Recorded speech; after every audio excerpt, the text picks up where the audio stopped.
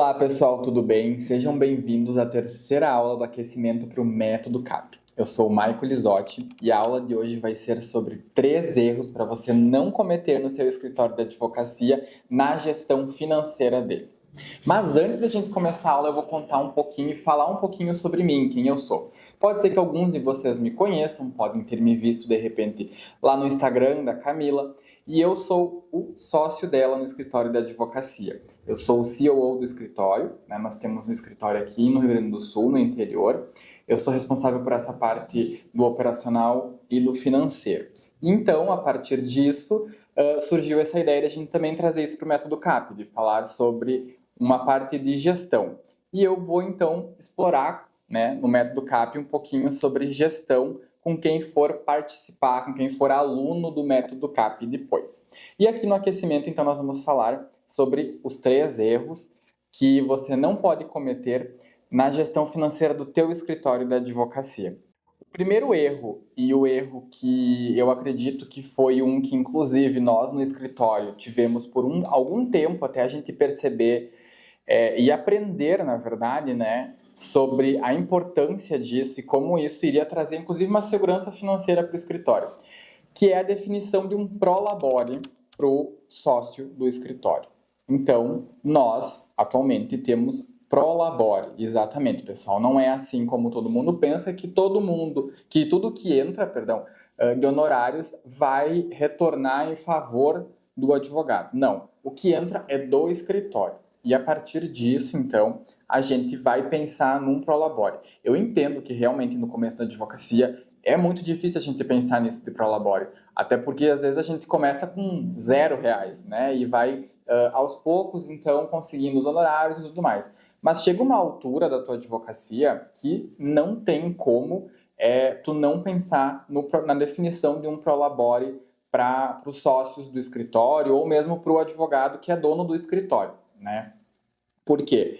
Porque ele vai trazer uma segurança financeira para o teu fluxo de caixa depois, de ter definido quanto que vai ser, né? E essa definição, ela precisa de uma estratégia, não é simplesmente tirar da minha cabeça quanto que vai ser o valor do prolabore. É preciso fazer um estudo, que inclusive a gente aborda no método CAP, e inclusive técnicas de estratégias para fazer com que esse prolabore ele não fique de uma forma engessada, né? Que ele possa, sim, retribuir e compensar aquelas vitórias que tu tem na tua advocacia, no teu escritório, né? Então, existem situações, possibilidades, exemplos, modos que a gente pode fazer que vão, ao mesmo tempo, te remunerar de uma forma adequada, de acordo com as metas que tu vai colocar no teu financeiro, que tu vai explorar e que a gente vai trazer no método CAP. Para quem for aluno no método CAP, vai entender de tudo isso depois, sobre meta para o teu financeiro, sobre a elaboração do prolabore, sobre essas questões, inclusive, de como melhorar essa remuneração do prolabore ao longo da tua advocacia. A partir disso, eu te pergunto, hoje, no teu escritório, como que funciona? Tudo que entra é teu? É do escritório? Tu já pensou em ter um prolabore?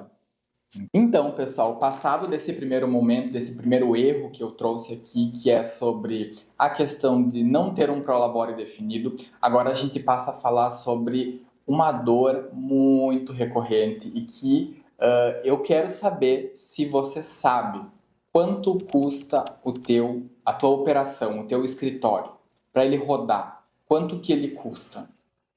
O segundo erro é não saber quanto custa a tua operação. E é muito importante para te poder definir o valor dos teus produtos, dos teus serviços, porque sem tu saber quanto que tu gasta, porque querendo ou não, gente, a gente enquanto advogado, autônomo, empresário, a gente paga sim para trabalhar. Cada hora que a gente está sentado no nosso escritório, a gente está sim pagando para trabalhar, porque ali tem aluguel, tem água, tem luz, tem OAB, tem internet, tem token, tem vários gastos que a gente precisa levar em consideração para poder depois precificar.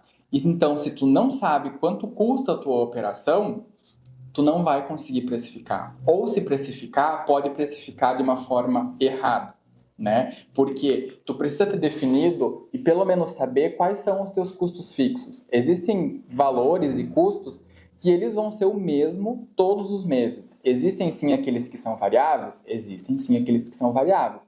Mas tu também pode trabalhar com uma média de quanto que é, por exemplo, para te poder ter uma noção nesse fluxo de quanto que custa a tua operação mensalmente. Porque, por exemplo, água e luz. Eu não sei, cada mês pode vir um valor diferente. Por exemplo, nós que somos aqui do Rio Grande do Sul, no verão costuma vir a luz mais alta em razão do ar-condicionado que a gente usa mais. Agora no inverno a gente já não usa ar-condicionado, vem a luz muito menos.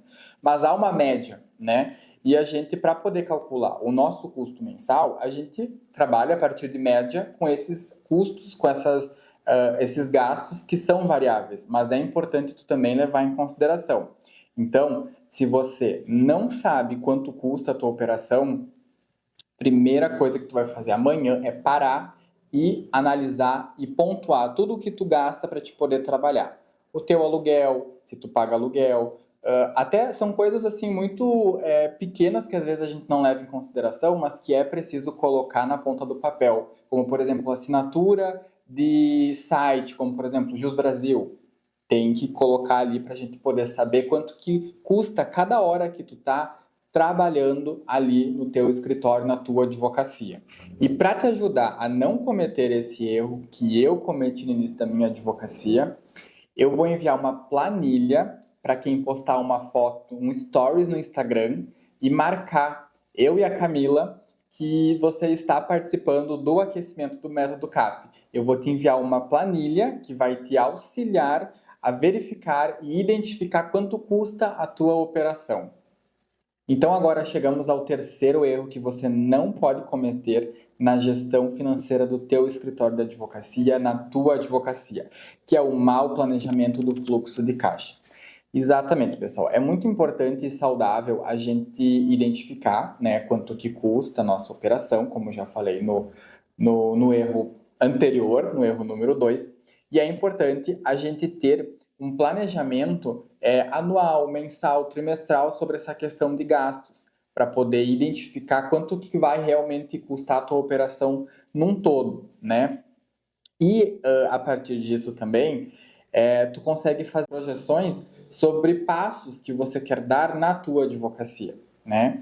Então, é muito importante tu ter um conhecimento e visualizar o teu fluxo de caixa, até mesmo para te poder identificar quanto, por exemplo, desse teu fluxo de caixa, de entrada, que tu pode reservar para poder começar a construir, se você já não tem, uma reserva de emergência para o teu escritório, né? Porque um caixa é muito importante e uma reserva de emergência também é muito importante.